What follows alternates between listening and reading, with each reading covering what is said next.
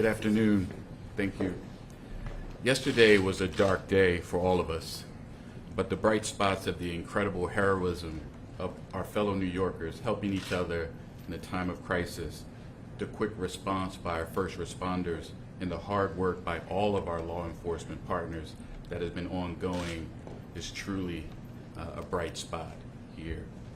Today, Frank James has been charged by complaint in Brooklyn Federal Court with one count of violating 18 U.S.C. sections 1992 A7 and B1, which prohibits terrorist and other violent attacks against mass transportation systems. He has been apprehended. He will be arraigned in federal court in Brooklyn, and if convicted, he will face a sentence of up to life imprisonment. My office is prepared to prove beyond a reasonable doubt that on April 12, 2022, in Sunset Park, Brooklyn, in the Eastern District of New York, Frank James did knowingly and without lawful authority and permission commit an act, including the use of a dangerous weapon, with the intent to cause death and serious bodily injury to passengers and MTA employees on the New York City subway system. The government will prove, among other things, that James traveled across state lines in order to commit the offense and transported materials across a state line in aid of the commission of the offense. We, in the Eastern District of New York U.S. Attorney's Office, are working closely with all of our law enforcement partners, the FBI, NYPD, ATF, U.S. Marshals Service, and others, including the Kings County District Attorney's Office. And my office and our law enforcement partners will use every tool at our disposal to bring this individual justice and bring justice to New Yorkers and restore safety and peace of mind to all. And we'll continue to do so as this case proceeds. Thank you. Mike? Good afternoon, and thank you all for being here today. As Mr. Peace just discussed, Mr. James is now facing a federal charge for his actions, a terrorist attack on mass transit. We have two ways that you can get in contact with us, because I want to be very clear that this is still an ongoing investigation. If you have additional information regarding Mr. James's activity, or if you have digital information, please reach out to us. Contact the FBI, 1-800-CALL-FBI, or you can provide digital media through fbi.gov/Brooklyn shooting. We need to hear from you so we can fully understand all the events that have occurred over the last 30 hours. It's crucial that we receive the assistance of the public as we piece this case together. There has been some reports that FBI holdings to date had a tie to Mr. James. I want to be very clear that to date we have found no record of an investigation of Frank R. James by an FBI office before the shooting yesterday. Reports that FBI's New Mexico field office previously investigated him are inaccurate. I want to thank our partners in this case, the NYPD, the ATF, the U.S. Marshals, and the U.S. Attorney's Office, and all the members of the FBI NYPD Joint Terrorism Task Force. We've had such a tremendous response from all of our partners in this case that have led us to this moment now. I also want to take a quick moment to highlight the work of the JTTF. I'm fortunate I get to work with them every day. It's truly an outstanding group of people, led by SAC Kerry Farley, who spearheaded this investigation. They've done an outstanding job on this, as they have every time New York has faced a threat of this nature. So thank you, and I'd like to turn it over to John DeVito from the EPA.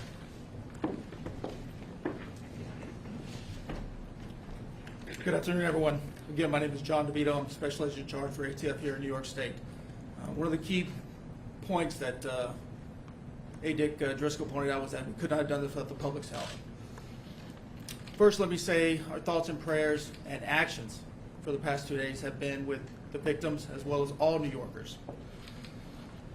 The men and women of ATF have been working side by side with NYPD, FDNY, Marshals, FBI to solve this heinous crime, which we have. Immediately after the attack, New York City Crime Gun Intelligence Center, or CGIC, which is a unit comprised of highly skilled analysts, investigators from ATF, NYPD, as well as a myriad of other vital partners, whose sole purpose is to collect, analyze, and disseminate actionable intelligence regarding gun violence. Just imagine a team of dedicated professionals exploiting every nugget of intel from gun violence to firearms, and then weaponizing that information to use it against the people that are terrorizing our communities. That's your CJ. The timeline on this gun's life spans 16 years and 5 states. And I'm very proud to say that late yesterday evening, about 12 hours after this attack, ATF agents were able to close the loop on that extensive time span and determined that Frank James purchased said firearm from a federal firearms licensee in Ohio in 2011. So essentially, we tied that gun, utilizing the shooting, to our target, and now we have our target in custody. Thank you. Okay, we're going to be in that we've told you almost everything we have to say, able to answer some very limited questions. Tina. Can you tell us a little bit about the Crime Stoppers? Because there's some reports they call themselves in. Is that true? There was a person who called Crime Stoppers. We're reviewing who exactly they were. Rocco? Commissioner Overfield, Chief Deputy 911, he alludes in one of his videos to yesterday's date. Does that date have any significance? And is it clear yet what the motivation was for the shooting? I think first and foremost, we were looking to get this guy off the street before he did any more than carnage, brought any more carnage to the city.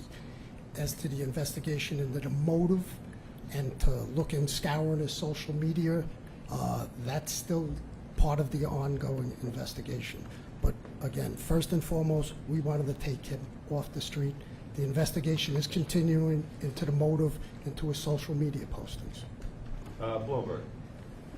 You said Mr. James walked into a Park Slope subway station. What time was that, and what was he doing in between then and when you guys caught him? That was 9:15 yesterday.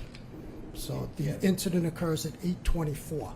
So he leaves, he exited the 25th Street Station House shortly after 8:24.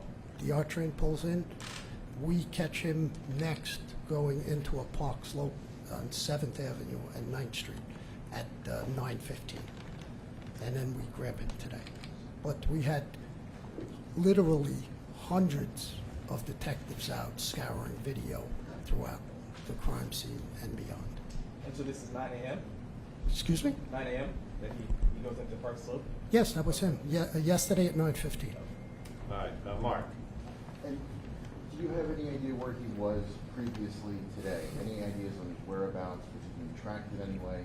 Did he say anything when he was arrested? No, his arrest was just literally minutes ago. So we haven't even, he's just arrived at the precinct shortly. As to his whereabouts, that's part of the investigation. Detectives are out going through video canvases, and we're going to backtrack that, and that will take literally weeks. Katie. A two-part question. The first is, did the NYPD previous to yesterday's attack have any complaints, or do they look into any of the cameras being out, not just at 36th Street, but at 45th and 25th? And additionally, is there any indication that Mr. James was going to do any more attacks in New York City? So we'll get back on the cameras so you can answer the second part. Yeah, as far as him doing any more attacks, that's, again, that's part of the investigation. Our main focus was to take him off the street immediately. And do you know how, Look, go ahead. do you know how he purchased the gun, if he had a criminal record? You can't have a felony conviction to purchase the gun, so he had no felony convictions. Okay, New York one. Evelyn, how are you? Hi. Has the mayor's security detail been returned to its typical size and scope? So we're not going to discuss that. Julia Pop. Yes, can you take us from the Crime Stopper tip to the arrest? What happened in between? How was he located? And The Crime Stopper tip today? Yeah. Yeah, go ahead. Hey, Julia. Good afternoon. Hi. Crime Stopper tip comes in, reports that the male is in the McDonald's on 6th Street and 1st Avenue in the 9th Precinct down on the Lower East Side, in East Village. Officers respond to the McDonald's. He's not in the McDonald's. They start driving around the neighborhood looking for him. They see him on the corner of St. Mark's and 1st, and they take him into custody. No incident in taking him into custody. Thank you. Tina? Will the NYPD do an audit of cameras and subway stations just to make sure that they're all working in the future, so it'll be easier to catch a person who does something like this?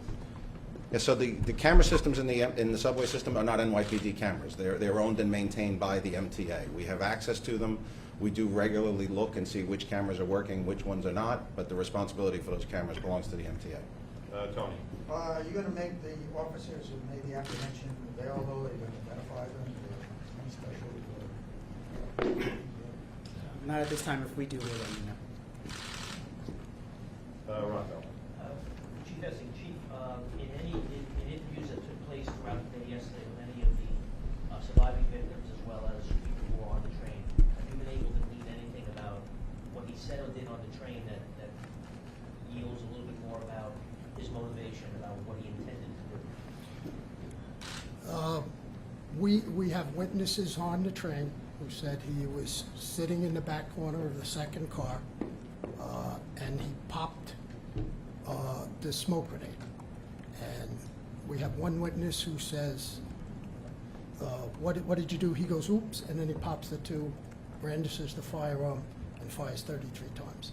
That we are in the process, and we are asking for anybody's help who was on that subway train or on that platform to reach out to the Crime Stoppers at 1-800-877-TIPS with any information. We're still looking for witnesses and anybody who has information who was on the scene. Okay, New York Times? Can you tell us anything more about the Glock that this guy used? We heard initially that it had jammed. I know from what experts say that Glocks aren't supposed to do that. It's one of the selling points of Glocks. Can you tell us a little bit more about if that's the case, or? Well, our crime scene is still processing that scene. It goes to the lab and they'll give us a report. It's still very early in the investigation for that. All right, Tony? Looking for All right. Mr. Okay, go ahead. Mr. Attorney, the statute is being held under, that requires no nexus to any foreign terrorism. This is, in its own, it's a discrete terrorism charge. That's correct. The statute is titled Terrorism and Other Violent Attacks in Mass Transportation. So if there's a federal interest, of course, in protecting mass transportation hubs and infrastructure, and so that's the jurisdiction. But we're not going to comment further, or we're still investigating the motive and things like that, so can't comment further. All right, last question to Juliet. Yes, who can talk about his contact with social services, or if he had any here in New York? That's going to be part of the investigation as well, so we were not able to speak to that at this moment. So after he had arrests in the 90s, and then did he disappear? Was he not in New York City anymore? That's part of our investigation as well, Julie. Can I ask one more question with News 12? You're the last question. Thank you. I'm wondering if there's, do we have any motive in terms of Sunset Park? Why Sunset Park, or was it random? No idea. So just to close, we also want to acknowledge our partners, sometimes jousting partners in the media, for putting all these pictures out, for spreading this story from the time we did the press conference yesterday. That was a critical effect on raising the kind of public awareness that, as the commissioner said, was able to give him very few choices in terms of where to go. So we appreciate your efforts as well. Thank you very much. Thank you. You're welcome.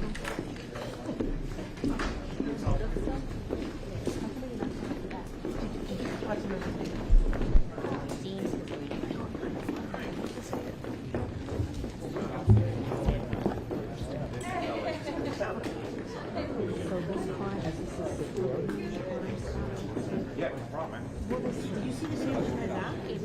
Yeah, there's this guy back. You're gonna, there's a guy who was apprehended. He's like the hero. Oh, that guy. Oh, okay.